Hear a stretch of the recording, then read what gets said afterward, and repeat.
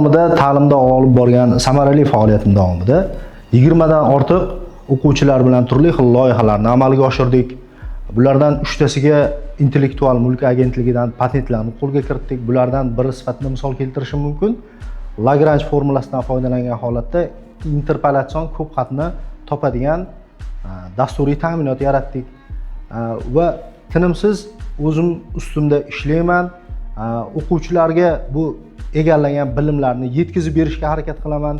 Bu yetkazib berilayotgan bilimlarni oddiygina ilmiy jihatdan emas, bu hayotga bog'lash asosiy maqsadlarimdan biri.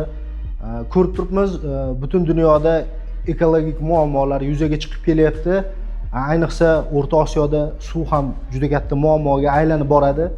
O'quvchilar bilan shu suvni sug'oriladigan yerlarni suv kerakmi? Qanchalik sug'orish kerak yoki sug'orilayotgan joyda suv yetarli bo'lsa, uni boshqa joylarga o'tkazishni avtomatlashtirish uchun obi dron deb nomlangan loyihani boshladik o'quvchilar bilan.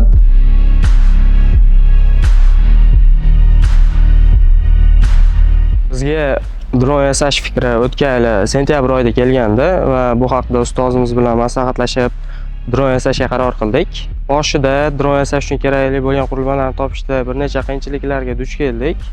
Ammo shunday bo'lsa-da, sentyabrdan keyingi 4 oy davomida mana shu Peon 250 rusumdagi dronimizni to'liq qurib bitkazdik.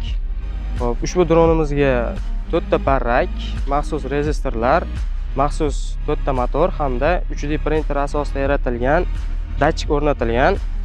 700 metrgacha ko'tarila oladigan ushbu dronimizni asosan qishloq xo'jaligi sohasida ishlatishni maqsad qilganmiz va hozirda bu dronimiz bilan maxsus kamera, sug'oriladigan yerlarning kontur xaritasini va sun'iy intellekt orqali boshqarish rejimini o'rnatish ustida ish olib boryapmiz.